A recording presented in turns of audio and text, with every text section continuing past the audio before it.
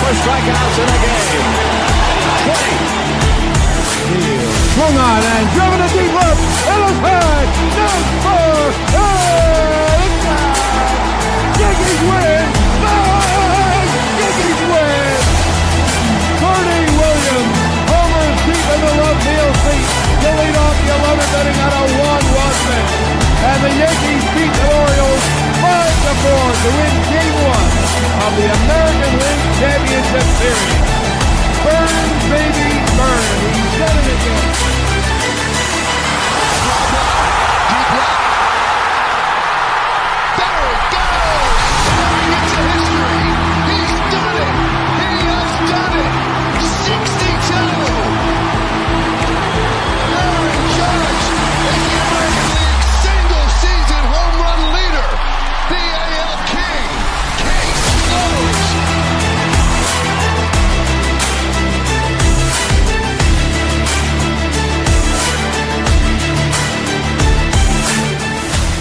What is going on, baseball fans? For Dave, I am Jeremy Latacuente here, back at it once again for the Baseball Banter Broadcast, and we continue our series looking at the state of the franchise. From championship glory to rebuilding years, every team has a story, and the story we're discussing is of the reigning world champion, Los Angeles Dodgers. But before we do that, if you're watching on YouTube, do us a favor, hit that like and subscribe button, ring that bell so you get notified when we drop new content like this. And to help support the podcast, do us a favor, head over to our link tree. That's where our merch store is, all of our sponsored shopping links, and we just became affiliated with the Topps Trading Card Company, so go get your 2025 Topps Series 1 product over there, as well as our social media platforms and all of our audio platforms. And if you listen on the audio side, make sure you drop us a 5-star rating and review.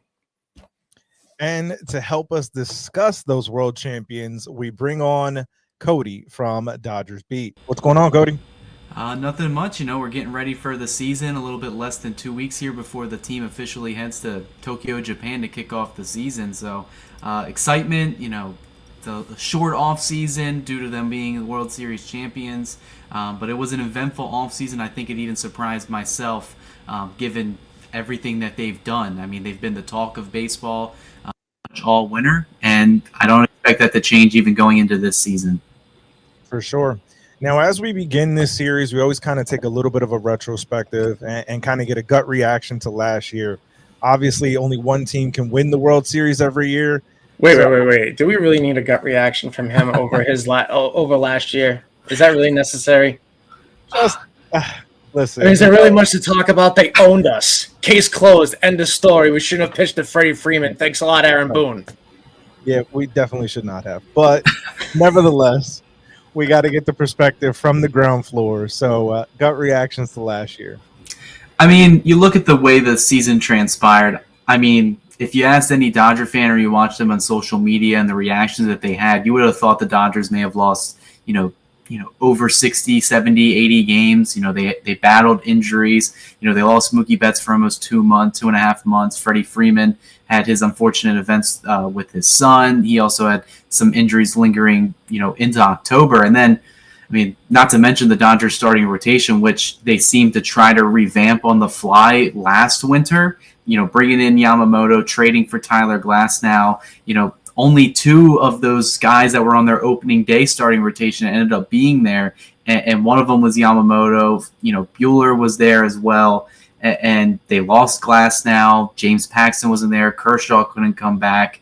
And they really just ran out of 3-man rotation with the bullpen, which is why, I mean, if you look at the media and what they were projecting, they thought the Dodgers were probably going to be a first-round exit because of that. So they had a little bit of a chip on their shoulder. You could say, they ended up finishing with the best record in baseball, but they felt some adversity from the injuries, from the heat from the media, and they ended up winning the World Series. And I would even say I was always rooting for them. I always saw, a Cinderella story at the end of all of this, but I was very surprised that it ended, and especially when they got to the World Series, that it ended so quickly in 5 games. I think a lot of people around baseball were shocked by that, but, October comes around, it's really just the hottest team, and the Dodgers ended up, their offense, back-to-back years, the World Series champion, slugged their way to a World Series. The Rangers did it in 23. Dodgers did it in 24, scoring almost 6 runs per game. So a lot of it was for Freddie Freeman, Ohtani before that. Mookie Betts stepped up big.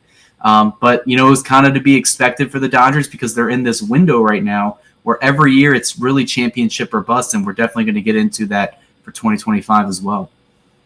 Yeah. I think for me, kind of, trying to take an unbiased opinion on how things ended, looking at that team, it almost felt for me, looking back now in retrospective, that the Yankees kind of stumbled their way in, right?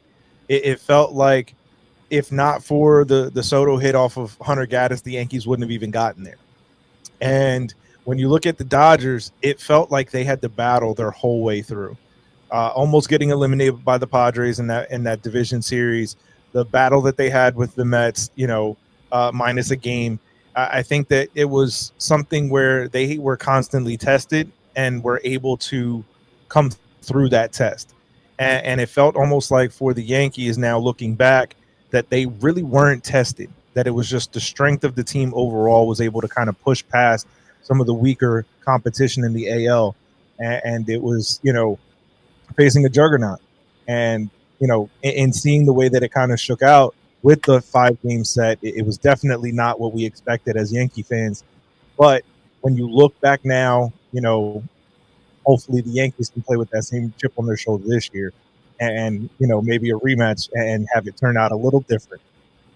Yeah, I mean, you look at it with the Yankees in the American League, and it's not to discredit any of the teams that were in that, that gauntlet, or what a lot of people call, the postseason tournament now, just because of the amount of teams that are in there. The American League, even this year, it's a lot weaker than the National League. If you look at the top 10 teams in baseball, you could probably say 7 of them are in the National League. Even when you get down to the wild card teams, where you look at the National League East, the National League West, and the National League Central, it's like kind of like the outlier in both leagues.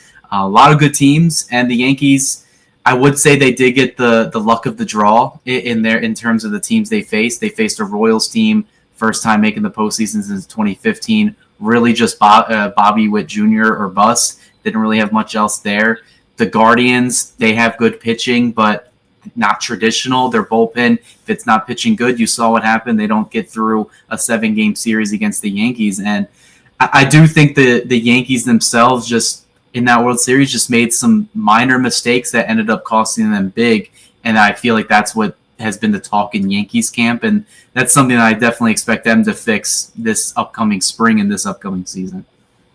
Mistakes is an understatement. Like, I was at my friend's house the next street over, and when Freeman came out to bat in game 1 with the bases jacked, and they bring in Nestor Cortez, who I hadn't seen game action in 47 days. I look at my friend Eric, and I'm like, what in the hell are we doing? Yeah. What are we doing? Bang, there it goes. I'm like, are you, kidding me with this right now? And then you get the game 5. We're winning 5-0. And our center fielder, who hadn't made an error all season, can't catch a ball. Then Volpe throws it into the dirt. Then you have Garrett Cole, who can't remember how to cover a bag to save his life and get the out. I mean, it was just a tragedy. And, like Jeremy said, the longer that game went on against the Guardians, the more it favored the Guardians because that bullpen was just stacked. Yeah. And then, you watched Kinsey Noel just take Luke Weaver deep, and it was like, okay, now this is where it ends.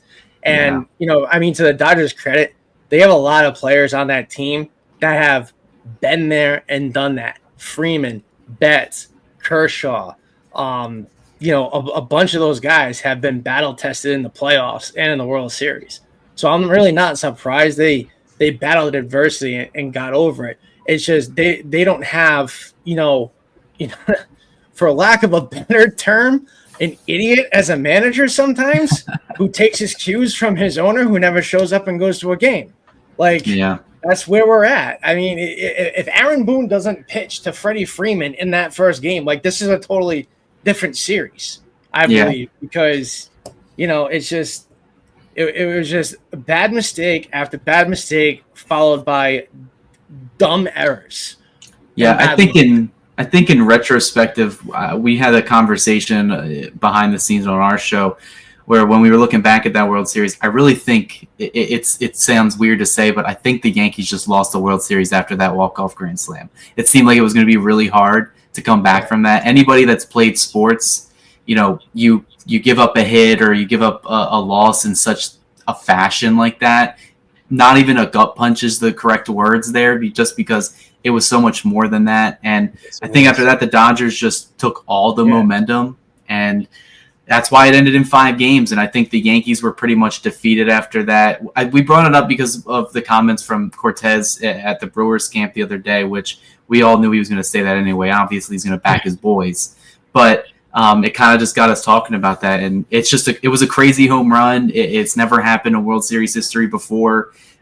Years of, Kirk Gibson hitting his home run, obviously Joe Davis with the call, but the past is the past for both these teams. I know the Yankees are ready to move on. They made their moves, and the Dodgers, they're not looking, from everything we've heard from camp so far, is 2024, that's last year. Now they're on to this year. Well, the crazy thing is when that Game 1 home run had happened, it was the day after Valenzuela passed away. Yeah. So that was even weirder. And then, totally lost my train of thought of what I was going to say.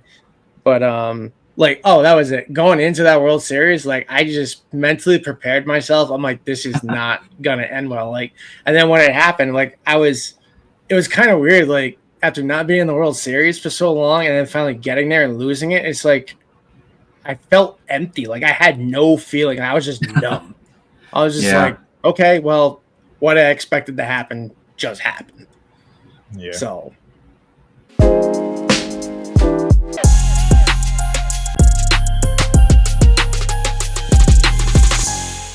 Now, one of the interesting things that you said, Dave, was about the manager, and inside of what I've read around, Dodger circles online, Dave Roberts is kind of a controversial figure.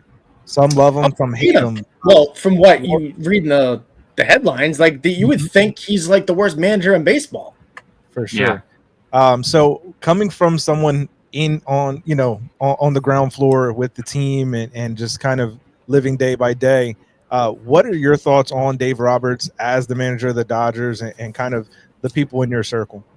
Yeah, it's definitely been a learning curve for Roberts over the past couple years that he's been the manager. He got hired after the 2015 season, and his track record kind of just speaks for itself. He's taken the Dodgers to 4 World Series. He's won 2 of them, albeit one of them in a shortened season. But he has the highest winning percentage of any active manager right now. He's been to the postseason countless times, NLCS appearance. I think the biggest thing for him is the ability to manage multiple superstars, especially in the last 4 or 5 years. Having Freddie Freeman, Mookie Betts, Shohei Ohtani, JD Martinez the year before that, and then you can go on and on. He had Manny Machado on the team. He had Corey Seager, Jock Peterson, Cody Bellinger.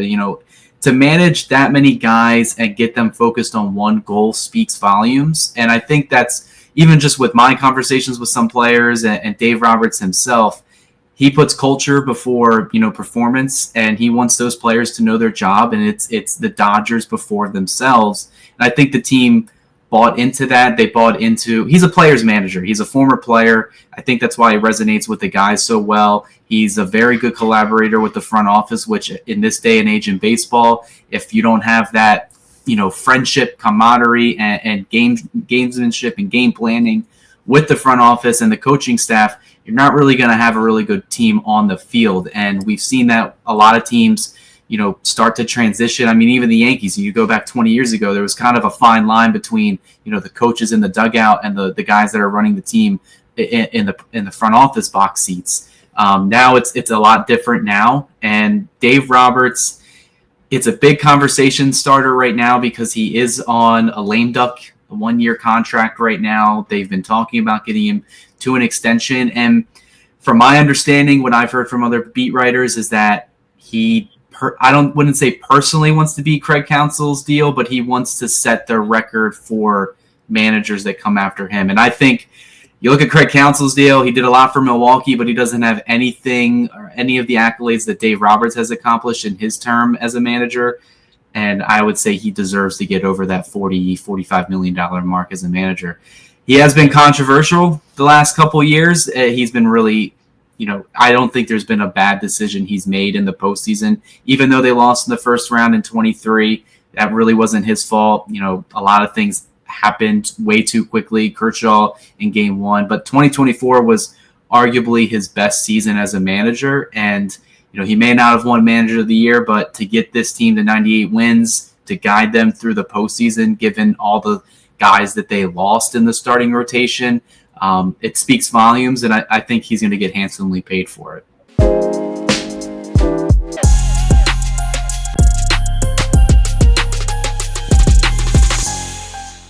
Yeah, I agree. One of the things, and I feel like this is going to get me in trouble in Yankee circles, but this Dodgers team is reminding me very much of the Dynasty Yankees.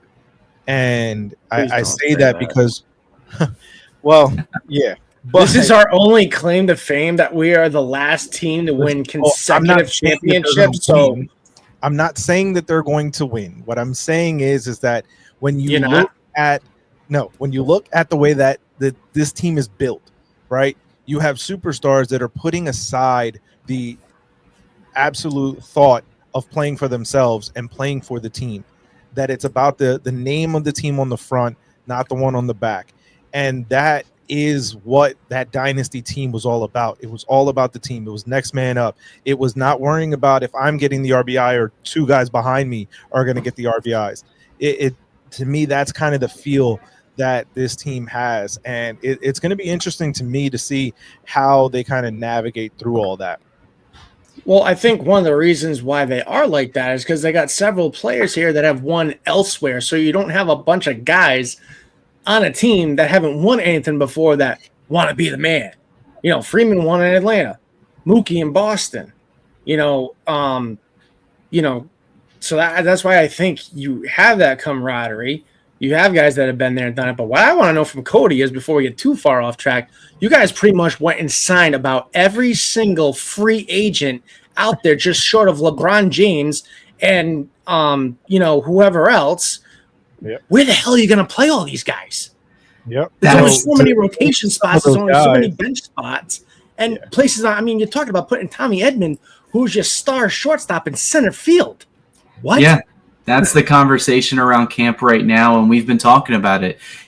I'm friends with a lot of guys that cover the team, especially the minor league players, and it kind of sucks for those guys in AAA, AA that are major league ready, would probably be either bench pieces on most clubs or sometimes starters on a lot of these other teams. And just because of the team they're on, the Dodgers, they're stacked from the entire 40-man roster, the 26-man roster. There's really no room for a lot of those kids down there in the minors. And then if you even look at the major league roster itself, there's competition amongst each other. Good competition, which is where they're going to get the best of the players, because they're not playing for, all right, well, who's going to get the most regular playing time in the regular season? They're playing, all right, who's going to be on that postseason roster come October and get their chance to win a World Series ring. And I think the Dodgers play into that. They play into the competition, competing with each other. And it ends up, working well, especially because now they're probably more than likely going to coast through the division again. They're going to get a guaranteed playoff spot. I mean, on Fangraphs, they have almost like 98% odds right now, which is absurd. But then you look at all the guys they added in free agency. They added Blake Snell. They added Roki Sasaki, Tanner Scott. Hae-Sung Kim was a throw in there. Kirby Yates, Michael Conforto, and they even took a flyer on Giovanni Gallegos from the St. Louis Cardinals, who was a former all-star closer. They re-signed Teoscar Hernandez, who everybody wanted to come back. Clayton Kershaw's coming in to enjoy the ride as he gets ready to, coast off into his retirement in the next year or two. Blake Trinan was a big guy in the World Series in the postseason. They brought him back. And then Kike Hernandez was the icing on top of everything, who is a fan favorite but a proven postseason performer, which is why they won him here. They won him on that roster come October, and he's proven it. And they didn't really lose much. I mean, they lost Walker Buehler to Boston, but Boston's paying him $21.5 million. I think that's a big gamble on their part. It could work out, could not. But I don't think the Dodgers were willing to take that risk, especially when they went in on Roki Sasaki and got him for a minor league international contract, and they have him for 6 years guaranteed. And if Blake Snell is a guy that replaces him in that rotation, 2-time Cy Young Award winner. And then Jack Flaherty, his market kind of just exploded where he just goes back to Detroit on what is basically a 1-year deal with an opt-out. And they trade away Gavin Lux, who, like Dave Roberts, was probably even more of a controversial figure in Dodger land, former top prospect that just didn't work out. But the team is looking really solid, and their CBT payroll, it's extremely high. I guess you could say they are like the Yankees in that regard. You know, they're kind of leading the pack right now. The Mets had their fun, Steve Cohen for 1 or 2 years, but now the Dodgers certainly blowing that, almost $400 million this season. So it pays to be in LA, I guess.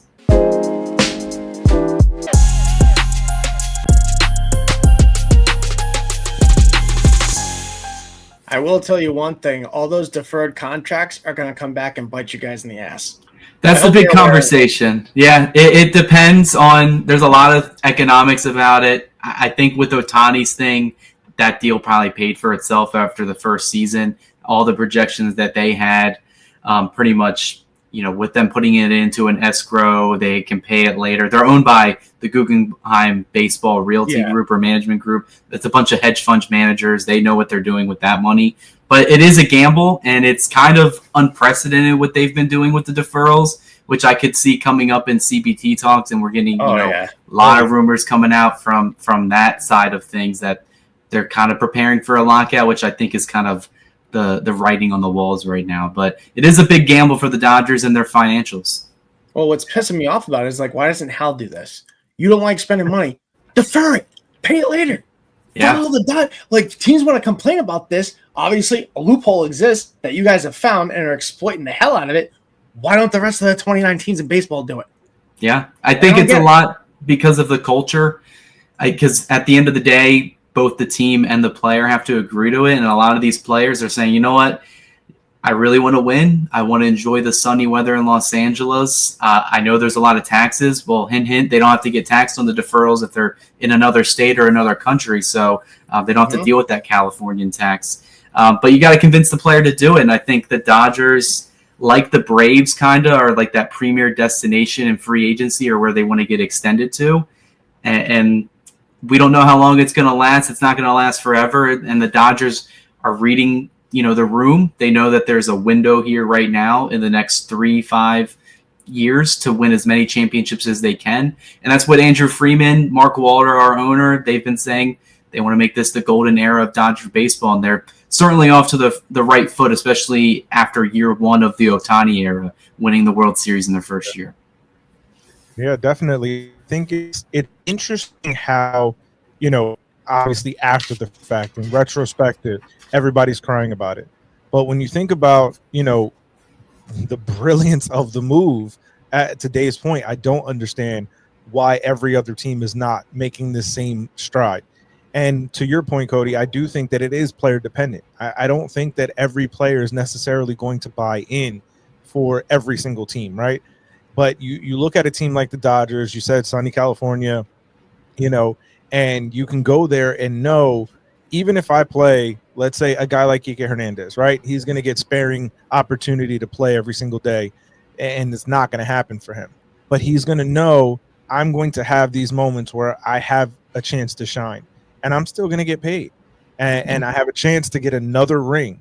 And, for certain players, I think that the allure of the championship win is bigger than the financial security that comes with it. And I think that that's where you start to see kind of the difference in the players that the Dodgers have acquired in terms of the character of the player, not just the player on the field, which obviously the talent is tremendous, but it's also the tremendous person behind the talent.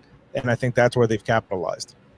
And then you look at, they haven't taken a player to arbitration in over 5 seasons. And I think that speaks volumes. At the end of the day, they'll send a figure out there. They want that player to get paid because they know in the long run, they're going to end up being out on the winning end of that. They're a very smart front office. Andrew Freeman, former Tampa Bay Rays guru over there. Now he's doing everything he did in Tampa with the Los Angeles Dodgers, but now he has a payroll that can, exceed $300-400 million if they want it to be that way. And at the end of the day, I've had this debate time and time again, and if you win, that makes your team money. And it doesn't matter what type of market you're in. I mean, if you look in the NFL, the Kansas City Chiefs, I mean, they're playing in one of the smallest markets in the country, and they're one of the most wealthiest franchises in sports. The Patriots back in the early 2000s, when they start winning Super Bowls, they weren't the number one franchise in the NFL. Now they're one of the best in the world. It basically goes with any team that either makes a dynasty or starts winning on a consistent level. Dodgers did that. The Dodgers are seeing the benefit of that, increased revenue. People are buying their jerseys from coast to coast. They're paying to go to these games. They're paying overpriced tickets to watch them at spring training right now. And the Dodgers are pocketing that, and they're taking advantage. And I think another thing with the market that I've brought up before is that I think the Dodgers, they look like the evil guy right here, but they're just taking advantage of the market that they're in. A lot of teams don't want to spend because their TV revenues just disappeared. That's not the Dodgers' fault. They're just saying, all right, well, if you're not going to pay the player what he thinks he's going to be paid, we're going to wait until his market is basically down to where he has to sign. Like Freddie Freeman a couple seasons ago, they got him, during spring training. Obviously the lockout happened, but the Braves didn't want to, shed out the deal for him. Mookie Betts in Boston. Boston didn't want to pay one of the best prospects that have ever come through their system, so they ship him to the Dodgers. I don't think that's really their fault. The only thing you could say, yes, they outbidded everybody for was the Ohtani thing. And in a way, I think he was always destined to go to Los Angeles regardless. But they can be the enemy of baseball right now. It's definitely something that that's definitely the face that they're taking right now, and I think they're going to like it. I mean, I've been to their away ballparks or the away games that they've gone to. They do get their fair share of boos, but they also just have so many likable players. They have a good vibe going on, so I don't know. A lot of stuff is going well in the Dodgers, both with the players that they're bringing in, the money that they're spending, and the money that they're bringing in.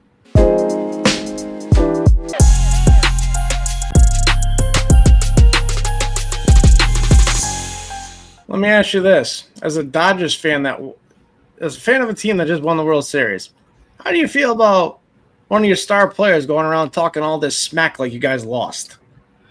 I would say some of the guys shouldn't be talking. I mean, a Chris Taylor is a guy that comes to mind. You look at his last two seasons, kind of doesn't really make sense for him to say anything. Joe Kelly, I just feel like that's his character. That's him, where he's just trying to stay relevant, I guess, right now. With didn't Joe even Kelly, pitch in the postseason. Yeah, exactly. Thank you for proving my point. I'm like, this guy for real? He was injured, doesn't even throw a pitch, and is talking like he was out there on the mound in the 9th inning in Game 5. Shut up. Yeah, and you see Freddie Freeman, Mookie Betts especially has been very vocal the last 2 years, having his own podcast, which is where a lot of this stuff came out.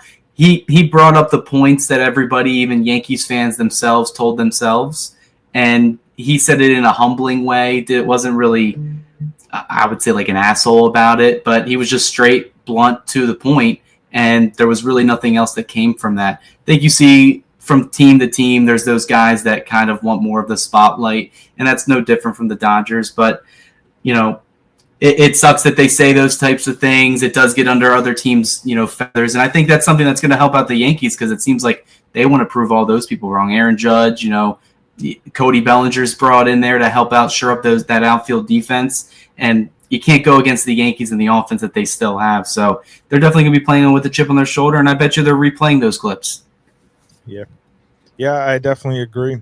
I think that when you look at, kind of the way everything kind of transpired, it definitely is going to lead some teams to kind of use that as motivation, and the Yankees definitely being one of them.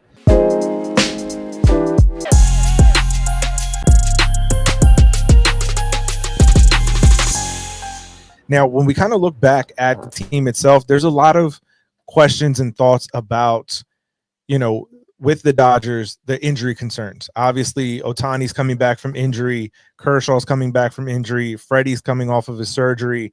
There's a lot of guys that are kind of injury concerns and guys that are out with injuries. Which one, in terms of the players that are kind of working their way back, are you most concerned about? And where do you see that playing out for the whole regular season? Yeah, I mean, you mentioned the big names there. Shohei Ohtani coming off of Tommy John 2 seasons ago, and then the labrum surgery he had this past year, or this past winter. Freddie Freeman's, I think, the big one off the top of my head, just because more information has come out of that ankle where they're probably going to be taping that thing up until the All-Star break. That's usually not a good sign of where things are, but I mean, I'm seeing him playing spring training the past couple days. He seems fine, got a base hit today while we're recording this.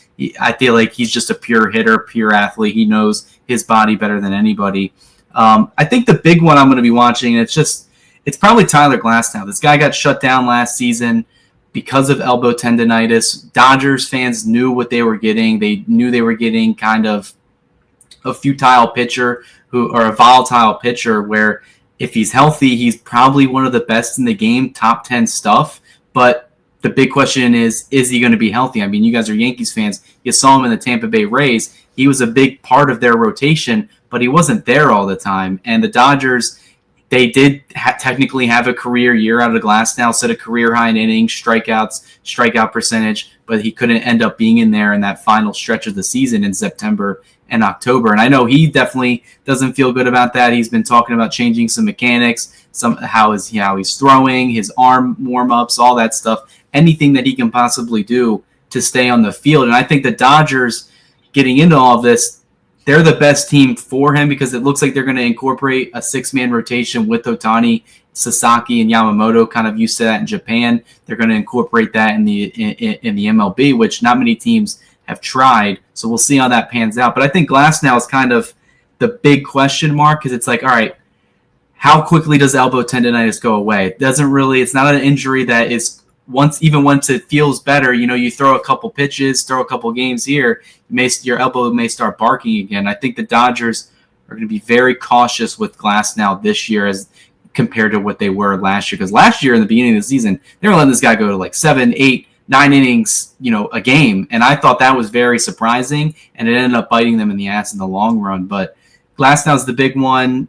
I think Dustin May's another one where he has such dominant stuff, and he's kind of had a lot of injuries go against him. Some weird ones, like his esophagus injury that he suffered last year, almost took his life.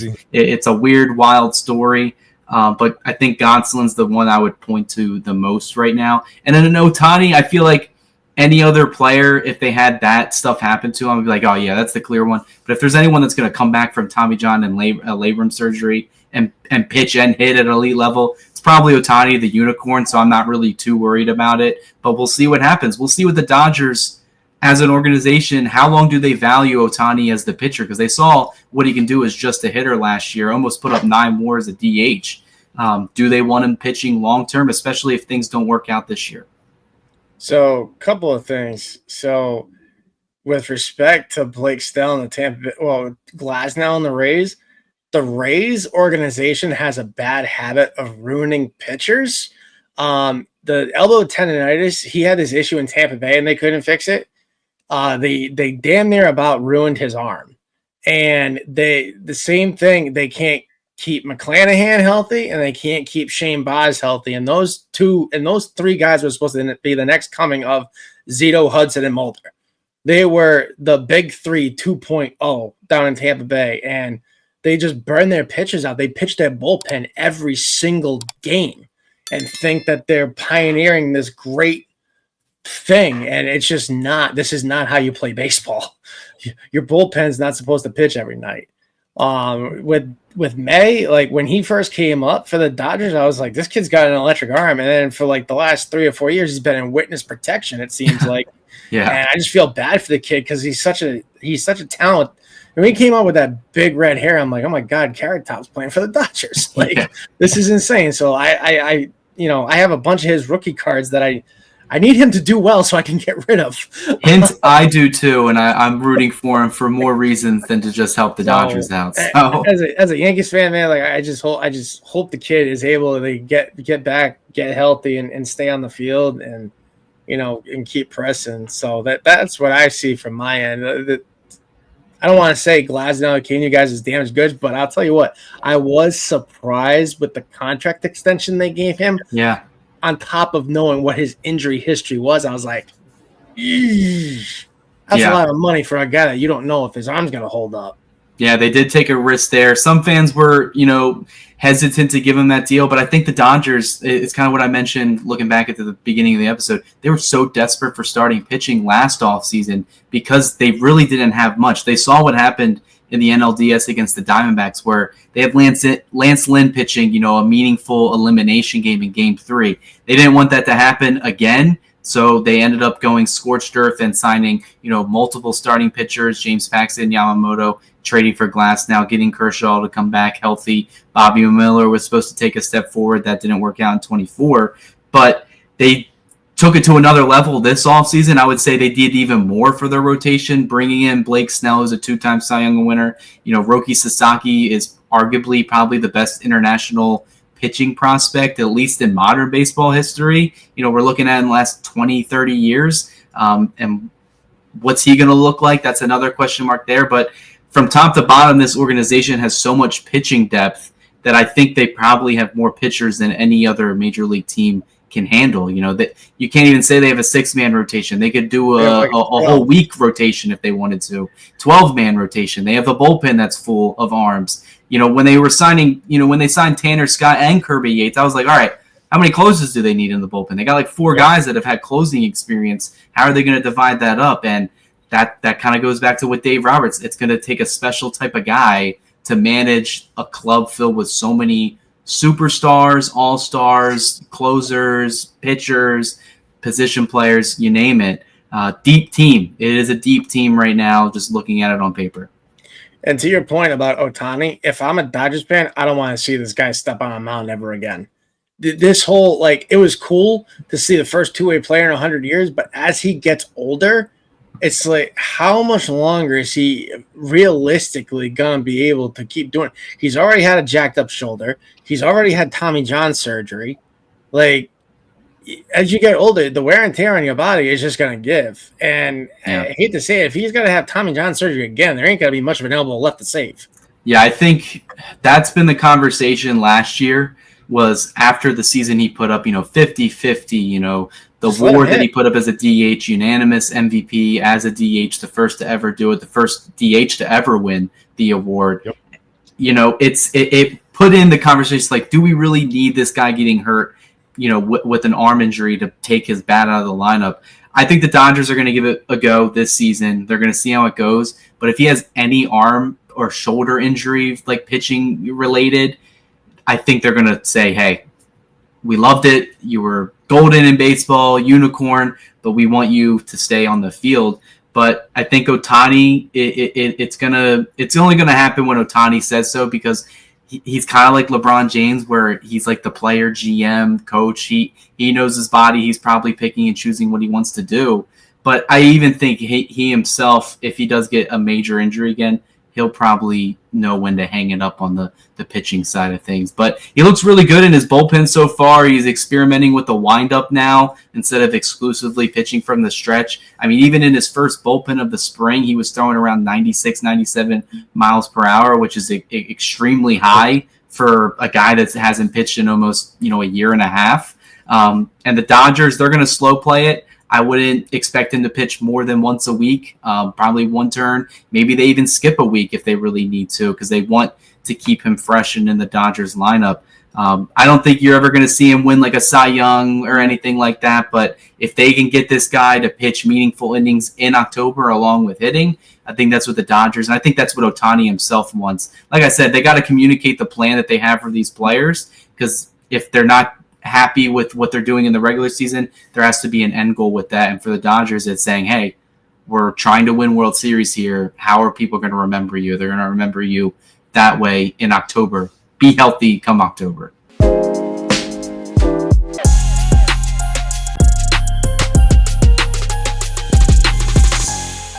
Now, that kind of leads into a fun segment and looking at the 2025 X Factor. For me, it's Dave Roberts, and for everything that you've already mentioned, being able to manage the superstars, being able to kind of navigate that bullpen with the depth that it has, navigating that 12-man rotation that you guys are going to employ, and, being able to do all of that while kind of with the cloud over his head of this 1 year contract that he has left, I think is going to be something very interesting to pay attention to. And for me, he's the X factor. So for you, Cody, who do you see as the X factor for the Dodgers? I mean, there's a lot of guys you can choose from. If any one of the top 3 hitters of their order has a down year or gets injured, that's really going to significantly change the outlook of this team. But I think the Dodgers have enough depth to outlast an injury to Mookie Betts, to Shohei Ohtani, or Freddie Freeman. I mean, they proved it last year when Betts went down for 2.5 months with a broken wrist. They have the depth there, and they might as well. They spent $400 million for a reason. But I think the biggest one in terms of the team position player side, I look at Max Muncy being in the middle of this lineup. 2021 was a career year for him, was in the top 10 of NL MVP voting, but then, we all know how the season ended that year. The final game of the regular season, he injures his elbow in a collision at first base, doesn't play that October, and hasn't really looked the same since with the bat. WRC plus, all that stuff has been high, 136. He has an extremely high plate discipline, walks a lot, has the power. With him hitting in, the 5 or the 6 hole on any given day, he's going to have the ability to drive in runs and reset the bottom half of that lineup. But it also begs the question, all right, there's a lot of rumors about, upgrading third base. A lot of people wanted Nolan Arenado or somebody else there at third to shore up the defense. I think he needs to take another step forward in his defensive prowess. He is 35 years old, so it's really how much are you really going to improve there. But I think he's a key to this Dodgers lineup, where if they can get a full season out of him, you're going to look really good. And another one I would even say, just piggybacking off that, would be Will Smith. I mean, if you look at Will Smith's first and second half splits, he was an all-star hitter in the first half. He was a below-league average hitter in the second half. He's been battling his own injuries. I think he has a knee thing from today's game, and then he also has an ankle bone bruise in his ankle that he's dealing with right now. So how do the Dodgers, manage him catching and hitting? Because they can't rotate him with the DH spot like they did in years past. So they're going to have to keep him off his feet. But it also is hard when you have Austin Barnes, who is one of the worst hitters on the team. He can't really get too many starts per week. Usually it's 1 start per week, and then Will Smith is getting the burden. I don't even think Austin Barnes caught an inning in October this past year. Was Will Smith 100% of the way, which a lot of teams, they try to incorporate a 2-catcher mix. The Dodgers have kind of stepped away from that since 2019, but that's another guy I would look at. There's just a catching epidemic across the league. There has been for years. Even when the Yankees were going through their thing after they jettisoned Gary Sanchez, and realistically, ever since they lost Russell Martin, all those years ago, they were looking around, they had no plan after Posada hung it up. It was Russell Martin, and then take your pick of who else is. I mean, Romine did a great job for the time that he was there, but I mean, he wasn't really a starting catcher per se, but the whole league has a catching issue. There is no depth or talent anywhere. Yeah, when it comes to the catching position after Posey and Yadi Molina retired. Yeah, it's if you have an offensive first catcher or a guy that can hit slightly above league average, you have an advantage right there off the bat. Offensive first catchers aren't really a thing anymore. You got Salvi Perez, who can still hit, but he's more of a DH now in Kansas City. But yeah, Buster Posey is the last guy I could think of that was a true kind of all-around player, could hit the ball, could play an elite catcher. Will Smith wasn't always the best defensively, but he took huge strides last year throughout the most runners in baseball. But the Dodgers are going to have to manage it. And I think the Dodgers are in an interesting spot because it seems like over the past 5 years, they've had so many top catchers in their farm system. Dalton Rushing is the newest one. They had Kybert Ruiz, who they shipped to the Nationals a couple of years ago.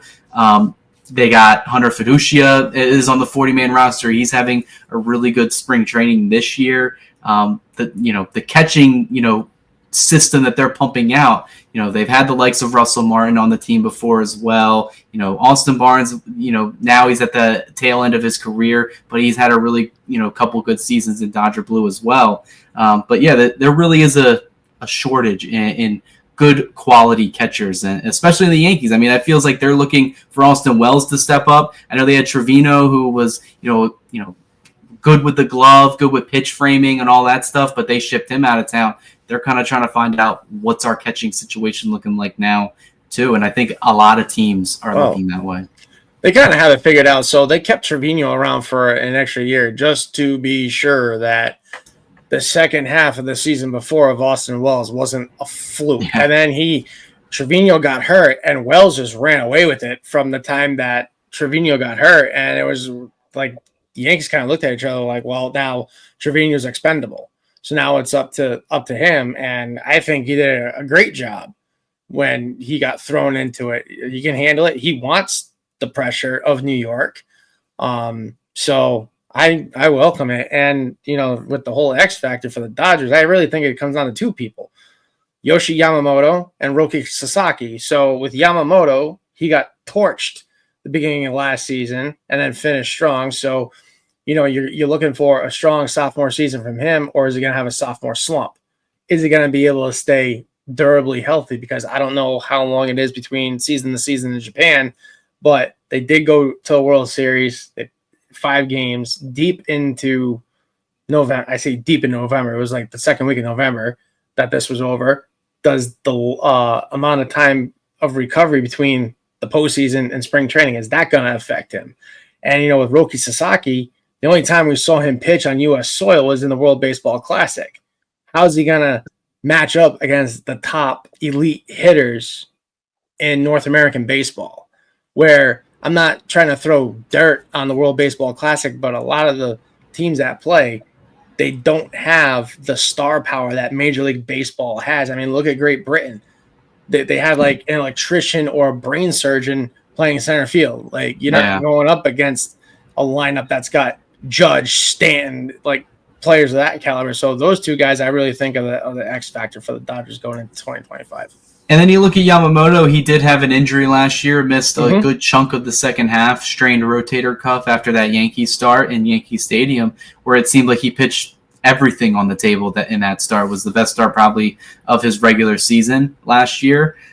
Was on the shelf. How does he rebound after that? So far, he's looked really good in spring training in terms of velocity, command. The results really haven't been there, but he has said that he's experimenting. That's the age-old answer to that question of why haven't the results been there. But Roki Sasaki, I mean, that's a guy that everyone's excited for. And while we're recording this, he's making his Cactus League debut, and he's threw 3 scoreless, 5 strikeouts, topped out at 99, 100 miles per hour on his fastball and sinker. So how will he translate to the big leagues is the biggest question, because it's really, what do the Dodgers anticipate his role being? Do they want him to be the 6th starter in their rotation? Do they want him to be a piggyback starter as like a long man in the bullpen? Do they option him down in the AAA level to say, hey, work on your stuff here for the next 2 months. We'll get you called back up for the stretch run from July to October.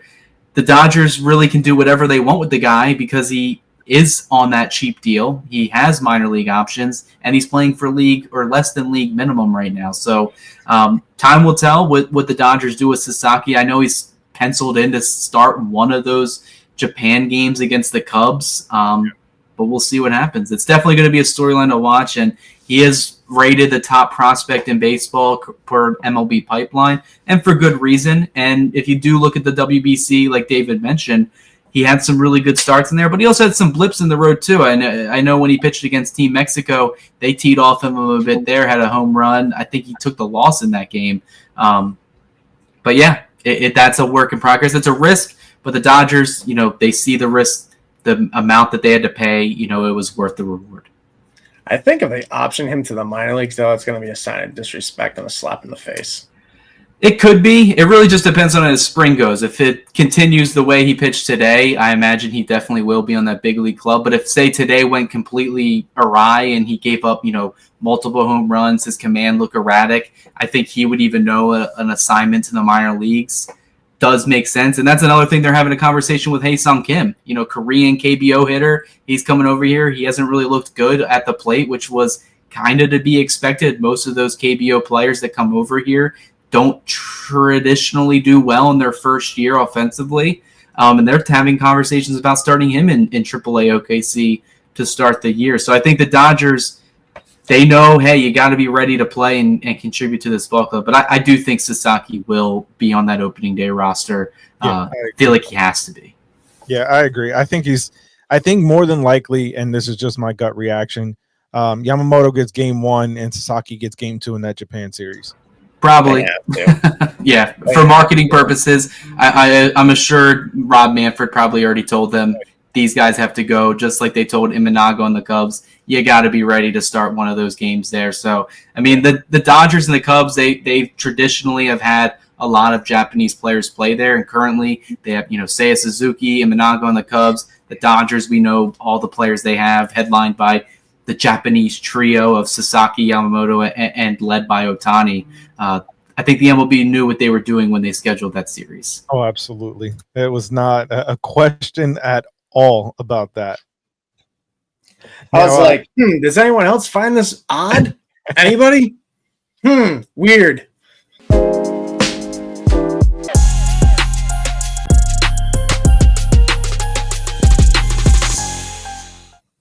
Now, we mentioned a little bit ago about the catching situation, and Cody, you brought up Dalton Rush, and he is the number 1 catcher for the Dodgers and the number 1 prospect in the organization. What can you kind of tell us about him, and if there's any other prospects that you're kind of paying attention to outside of the obvious of Roki Sasaki? Yeah, I think Dalton Rushing, and I touched on him a little bit ago. He is the top prospect in the Dodgers system, not counting Roki Sasaki, who does qualify as a prospect. Don't really see it that way, but MLB says differently. But yeah, I think this guy's a major league ready hitter. Interestingly enough, the Dodgers tried him in left field last year. But this year coming into camp, they said, hey, focus exclusively on catching this year in AAA. And it really begs the question is, well, how's he going to get playing time this year or even next year? Will Smith is locked up for the next 9 seasons. He signed a 10-year contract extension last year at the start of the year. You got the backup in Austin Barnes. He only has 1 year left. I feel like he's only going to be on the team as long as Kershaw's on the team. They kind of have that pitcher-catcher dynamic there. But where does Dalton Rushing fit into the equation this season? I think you could see a call-up from him. He hit really well in his time in AA and AAA last year, had a 907 OPS in AAA. MLB, all prospects second team last season as well. Clearly the hype is real. I really like when catchers get drafted out of college just because I feel like they get that extra maturation, that they know how to read pitches, they know how to call games, and, they come with a little bit more maturity. So we'll see where that takes them. But I think you have to look at the Dodgers minor league pitching. They have a lot of arms there in the minor leagues that are definitely going to get their chance to shine at the major league level. The Dodgers view it not as a 26-man roster. They view it as the entire roster, and they will call up guys like Justin Robleski. River Ryan was a guy they called up last year. He looked really good, but he's going to be out this season. But Robleski, Frasso, those are 2 guys that I would look at if you're a Dodgers fan listening to this and don't really touch on the minor league stuff. Those are guys that are going to make their chances heard at the major league level this year, filling in for innings, because I think the Dodgers, they're going to – the term load management gets thrown around a lot, but I think the Dodgers are going to take that approach. I know a lot of people are projecting this team to win well over 100 games. I think they do still get to that century mark in wins, but I don't see them pushing themselves too hard. They saw what happened last year in the postseason. I'm going to tell you guys that's not going to happen again. They can't roll into October with 3 men in the rotation, including a Walker Buehler who had an ERA over 5.5. They know it. It was a thing that, ended up happening last year, that it was the storyline for them, but they don't want to roll into October like that this year. So they're going to spread out these guys' starts, and a lot of these kids in the minors are going to get their chance to shine here.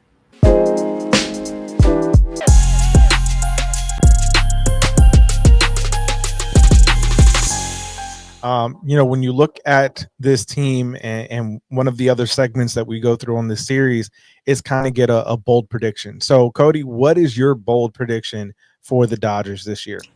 This is a fun one that I've been trying to. So last year we have our segment on DodgersBeat.com where it's like the staff predictions, and at the end of it we'll say, all right, make a fun, bold prediction. I actually said last year Ohtani was going to do the 40-40 thing. He ended up beating me by 10 in each with the 50-50 club. I'm hoping to Almost. continue my trend of being correct here. And I look at Mookie Betts. I look at what people are saying at him moving from right field to shortstop, how it doesn't really make the most sense. And I mean, they would be right looking last year. The stats really weren't on his side. A lot of defensive metrics. He was pretty much bad. -4 outs above average, 8 throwing errors, a career high 9 errors altogether, 963 fielding percentage, not good at all. Offensively, you could probably say, yeah, he's probably the best offensive shortstop in the game, up there with Bobby Witt Jr. in terms of overall production. But the glove was the big thing, and I think Jack Harris of the LA Times wrote a nice piece about kind of the work that Mookie Betts has been putting in this offseason at shortstop, working with Troy Tulowitzki, during the offseason. Every single day he was working with a Dodgers coach, whether at his home in Los Angeles or the Dodgers facility in Arizona. And I think he looks miles better. His footwork looks better. The throwing looks better. Just looking at the games that he's played and the opportunities he had looks a lot better than what he did last year. And I think it was probably because he was thrown in there last minute, 2 weeks to go until they went to Korea. And he kind of stepped up big for a superstar player to say, hey, you know what? I know I was trained to be a second baseman. I used to be a right fielder. Hell, I'll give shortstop a try. I haven't played that full time since I was 18. And he made the best of the opportunity. He ends up getting hurt. They move him back to right field for the stretch run. But I've been saying, he said he wants to add gold to that glove again, and he hasn't won a gold glove in a couple seasons.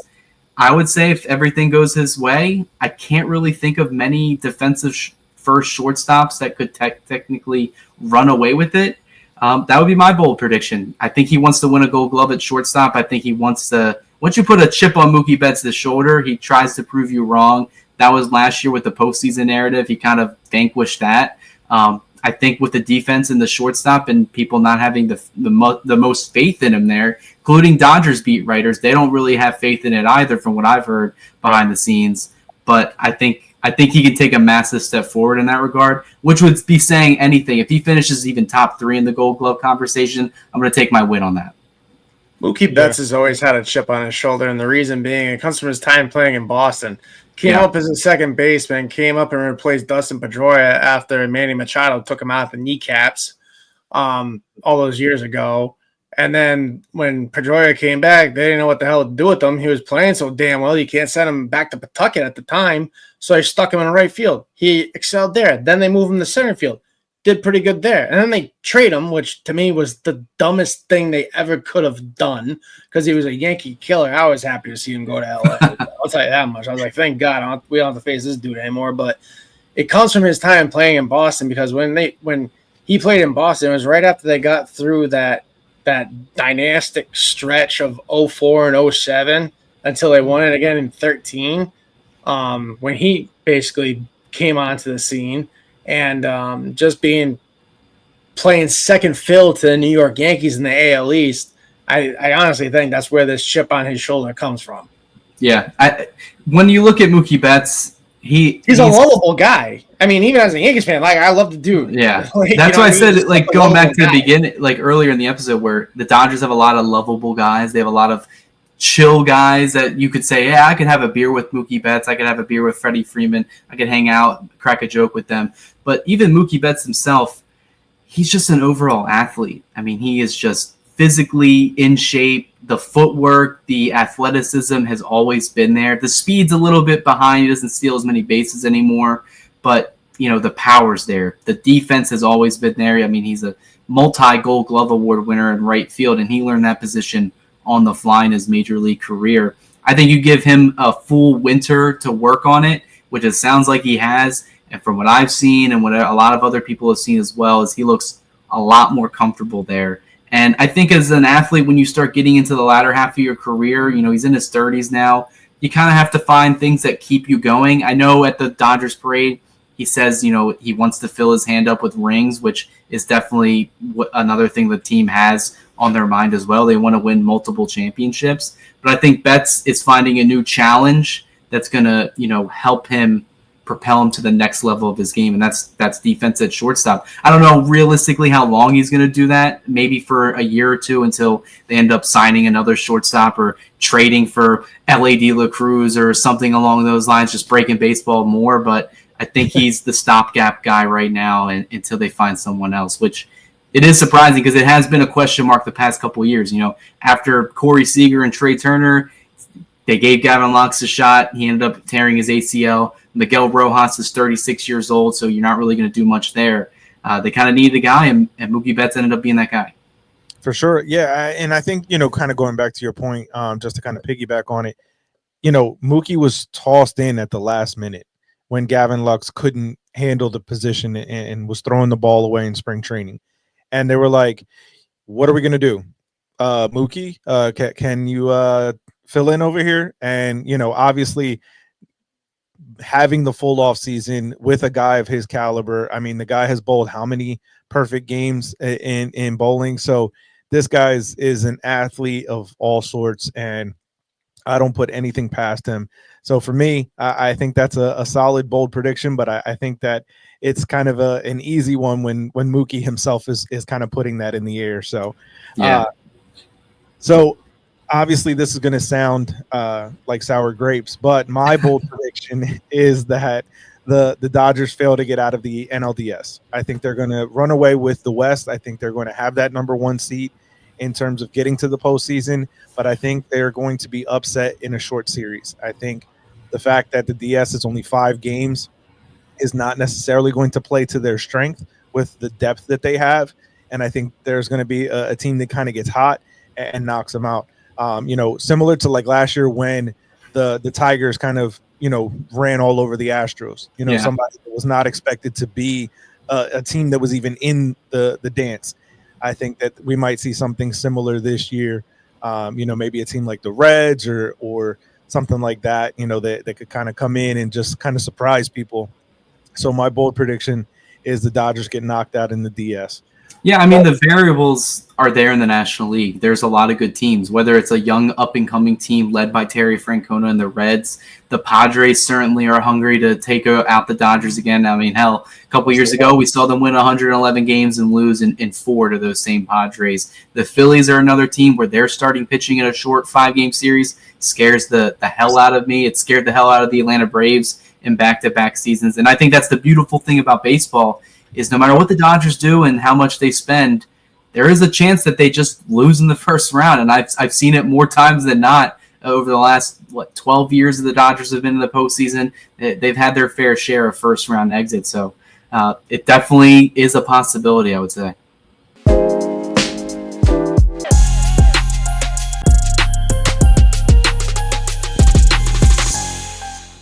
Yeah, now as we kind of move forward and look at the organization, is where are they playing everybody the biggest question for the organization, or is there something else? I think the biggest question, you could say that is, but I think the biggest question is the starting rotation. In back-to-back seasons, it really hasn't been up to the Dodgers' historical standards. I mean, if you think of the Los Angeles Dodgers in terms of especially after they moved to Los Angeles, they have been known for producing starting pitching and Hall of Fame type starting pitching. You got Sandy Koufax, Clayton Kershaw, Fernando Valenzuela. The names go on and on, multiple guys that you can list off. But last year in particularly, despite everything they did in the winter, didn't really work out in the end. They were 19th in ERA, 22nd in FIP, 20th in FWAR. K percentage was a little respectable, 11th overall, but then 20th in WHIP, and then most embarrassingly is that they were 25th in innings pitched. That's not a good recipe for success in the long run, which is why I said what they did in October was kind of surprising to a lot of fans, especially on the pitching side of things. In retrospect, that also has you work your bullpen way too much. I know the Dodgers made a lot of key acquisitions in the bullpen this year, but I don't think they want to burn out all of those guys once they get to October, because like I said, it's going to be hard to repeat the success that they did with the bullpen in 2024, in 2025. It could happen, but more than likely, the variables aren't going to line up that way. I think the Dodgers, they did a terrific job in bringing in who they did bring in. Blake Snell is definitely going to help them. This is a guy that is kind of in the traditional, pitching mindset, wants to have the ball every fifth day, go 6 or 7 innings. You get him over 180 innings pitched. He seems to be a Cy Young Award winner, so I guess that's going to be the floor they want to get out of Snell. But then Ohtani coming back, last now, Sasaki, Kershaw sometime in the summer. They got Dustin May, Tony Gonsolin. They got a rotation that can stretch, like I said, for a whole week or more.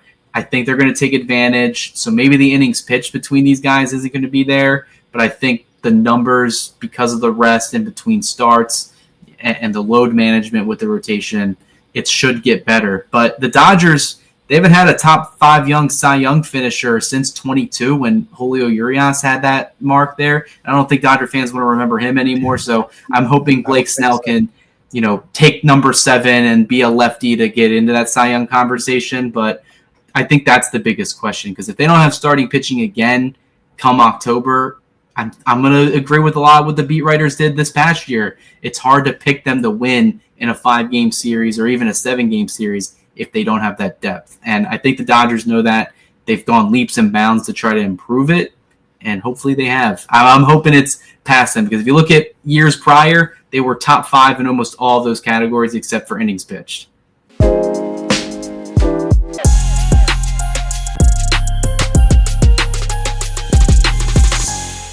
Now, in a team that has done so much and spent so much with the fan base, what is the biggest frustration for the defending champions?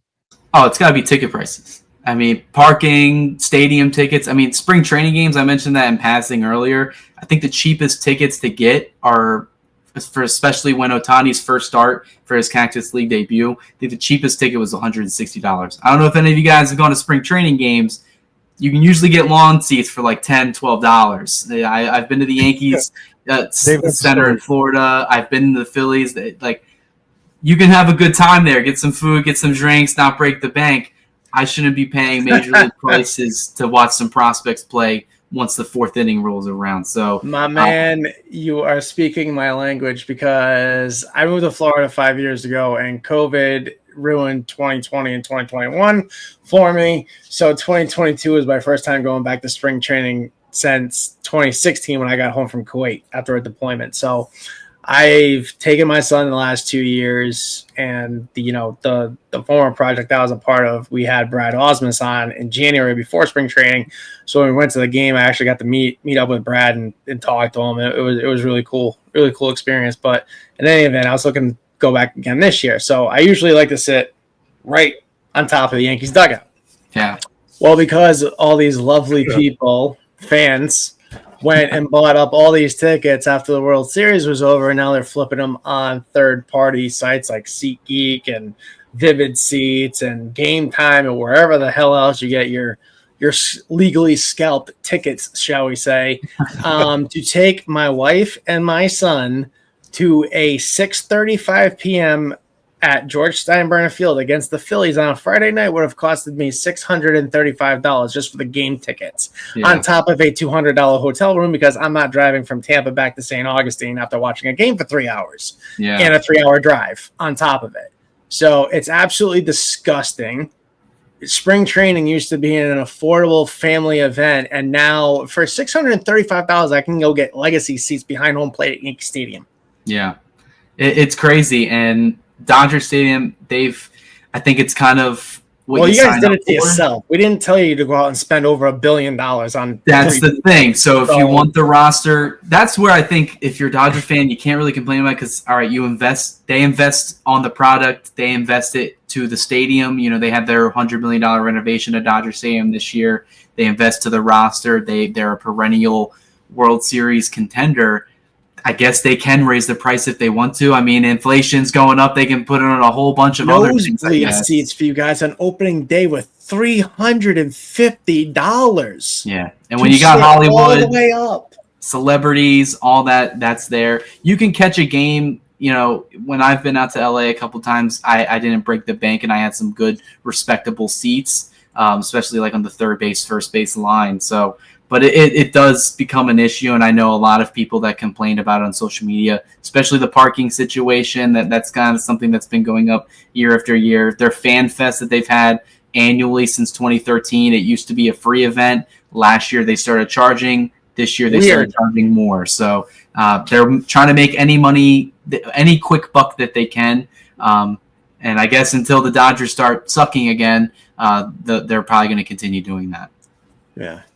Yeah, definitely. Criminal. Yeah, it's something that we're seeing across baseball, with ticket prices going up. But at least for our two sakes, our teams are actually investing on the field. Yeah. So somewhat justified, I guess. But yeah, definitely not something that we enjoy as fans.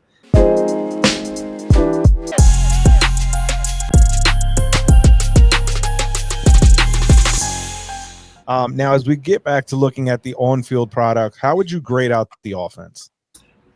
I think the offense is an easy A plus. They're projected to be top 5 in pretty much every offensive category, whether it's average, on base percentage, slugging, OPS. They were top 5 in everything last year. Technically, statistically, they weren't the best offense in baseball. That actually is a mark or a part that goes to the Arizona Diamondbacks, who surprised a lot of people with their hitting.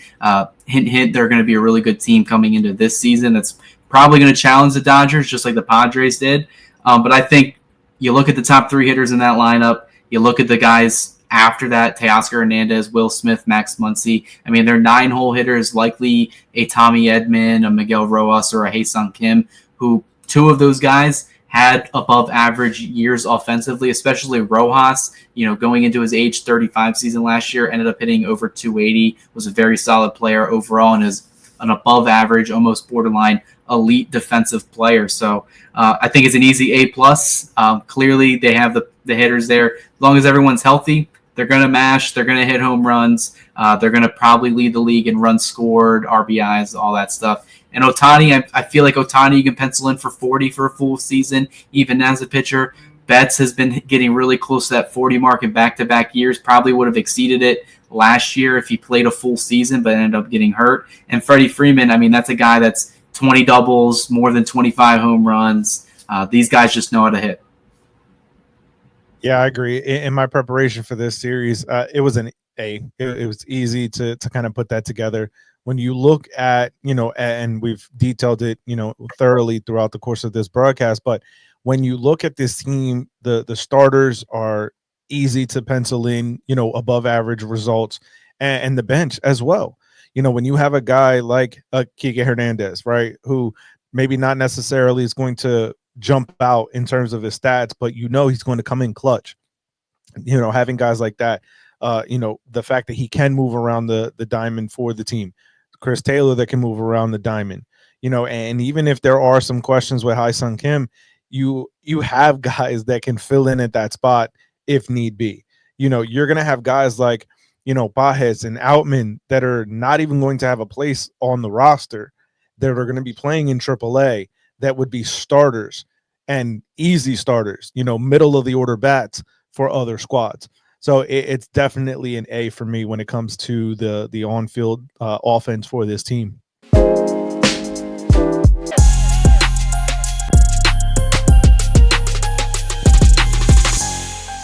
Now, when we look at the other side, how would you grade out the pitching? So the pitching is interesting because I look at the depth that they have, and I mentioned it earlier in the episode where it's like I can't think of any other franchise that has as much pitching depth as they have. You could look at the Rays. They have a lot of guys, throughout their entire organization. It's kind of how they've built their rosters the past couple of years. But I would say get either a B plus or an A minus. And the only reason I say that is because there's a lot of factors in there with health that could turn out to bite them. Blake Snell's had some groin injuries the past couple seasons. Tyler Glasnow, we already talked about the elbow thing. Shohei Ohtani's coming back from, 2 surgeries in back-to-back years. What are you getting out of this rotation? A lot of other guys. The Dodgers, I've mentioned it, they're at the epicenter of this elbow, arm, shoulder pitching injury issue. They've been called out for it. They've been heavily questioned about it. And even they have started to say, hey, we need to look at the mirror right now. We need to see what we're doing wrong and what we can do to help these guys in the long term. Unfortunately, they're missing a good chunk of their pitchers that they could be utilizing. Gavin Stone is another guy who led the Dodgers in inning pitch last year, had a really good rookie season, bouncing back from his 2023 debut year where he had a couple starts, didn't look too good. But they won't have River Ryan. Emmett Sheehan's gone for half the year. Gavin Stone's gone for the entire year. And Tommy John is just kind of a thing that's synonymous with the Dodgers right now, and that is unfortunate for them. So until they get over that hurdle, I would say it's hard to say they have the best rotation in baseball. Because I look at the Phillies, and I'm here on the East Coast of the state of Delaware, by the Philadelphia area. I would take the Phillies rotation over the Dodgers. There's an argument to be had to say, hey, the Braves, they had a really good rotation even without Spencer Strider last year. Now they're getting him back. So The Dodgers have a lot of competition to go up against, but I think depth-wise, they have the best depth in baseball, but they got to prove me wrong at the major league level. So I would say like a B+. So we're in lockstep. I think that if you graded it on just depth, it was an A, right? But there are questions to the health of essentially everyone in that starting rotation, all 12 guys that they're going to employ at some point throughout the course of the year. And when you look at the bullpen, there are questions in that aspect as well.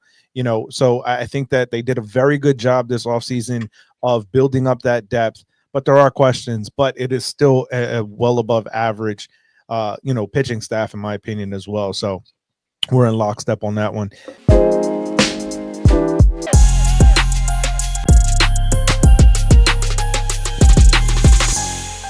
Now, as we kind of get towards the end here and we look at the divisional ranking predictions, obviously everybody and their mom is going to be giving the Dodgers the division in the National League West. Pacoda has the Dodgers winning 103 games and Fangraphs has them winning 96. Where do you see the Dodgers win total for this year?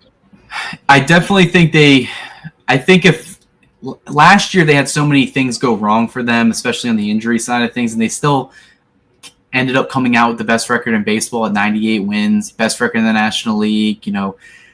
I was surprised that happened, given everything they had to deal with throughout the regular season, which it is a gauntlet, 162 games. It's pretty much a marathon for those guys, but they've done really well. Regular season, I've seen the Dodgers win a lot of games. 111 a couple years ago, 104, 107. They've been there, done that, and I think the Dodgers more than likely get over the century mark again, even if you lose a guy or two. I think it's kind of just, you look at the roster that they have, 100 wins kind of just seems like the floor. And then like the all-time wins record is like the ceiling, 116, 117. I don't think the Dodgers are going to play super ahead of that number. I actually would say around 102, 3 or 4 wins, because I think they're going to slow play it with a lot of these guys. We're already seeing that they're going to place probably a couple of these guys on the injured list to start the year to kind of give them a breather. Michael Kopech and Evan Phillips. Tyler Glasnow is a guy that they could technically, if they wanted to put on the IL to kind of reassure his innings, they could do that. Tony Gonsolin, Dustin May, those are guys that are options there as well. But yeah, they're gonna take advantage of the depth that they have, and I think they know what the goal is, and that's just to win the division, get a top 2 seed, and then go into the playoffs with a bye and have a healthy roster. So I don't think they're going to push themselves too hard, but I also think the competition in the National League is going to start to even out a little bit. I think the Padres are still a very good team. The Arizona Diamondbacks, they're a team that scares me. The rotation's there. Corbin Burns joins an already good rotation, and I already mentioned it. They had the best offense in baseball last year. You put those two together, I'm getting shades of 2023 when they were eliminated by that same Diamondbacks team that went to the World Series. The Giants, I mean, they've made some good moves that I like. Justin Verlander is a low-risk, high-reward type of thing, and they have a decent offense. They're getting Lee back for a full season. We'll see what happens there. Braves, Phillies, Mets, that's going to give them competition. So I think it's going to even out, but I still think they get over 100 wins. You could see multiple teams in the National League, I would say, probably get over that 100-win mark. Yeah, I agree. I think that it's going to be an easy 100. I'm sitting at 102 in terms of my projections for them. And I think for the reasons you mentioned, I think they are going to try to slow play it. I think that they're not going to try to go full bore in the regular season and kind of gas themselves out chasing, that 2001 Mariners record of 116 wins. So I think that, they're going to get over that century mark. I think it's going to be relatively easy, in a division with the Colorado Rockies, who aren't going to be a whole lot going into it this year. So I think there's opportunities there for them to be able to capitalize and, kind of take advantage of some easy wins. But I think that with the depth of this team, it's second to none.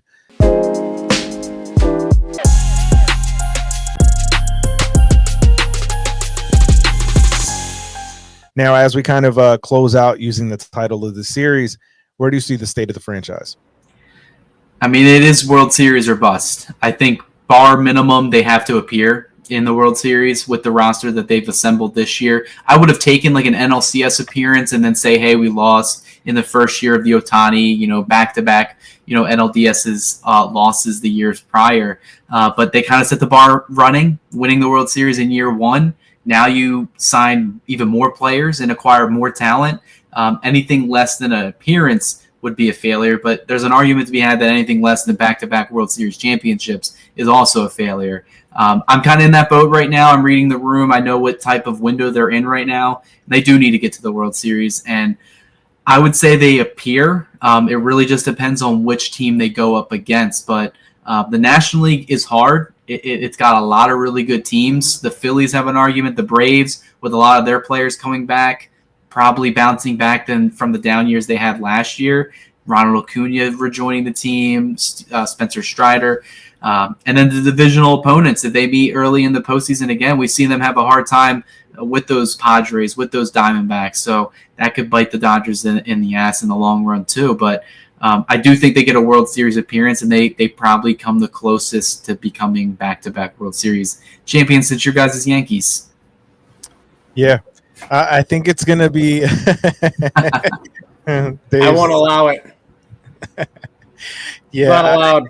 I think that it's going to be a very interesting season to see how everything shakes out for the Dodgers. I think the depth that they've built, it truly begs the question, especially for all of us looking from the outside, where are they playing everybody? We've kind of asked that question a couple of times now, but I think that throughout the course of the season, we're still going to be asking that question.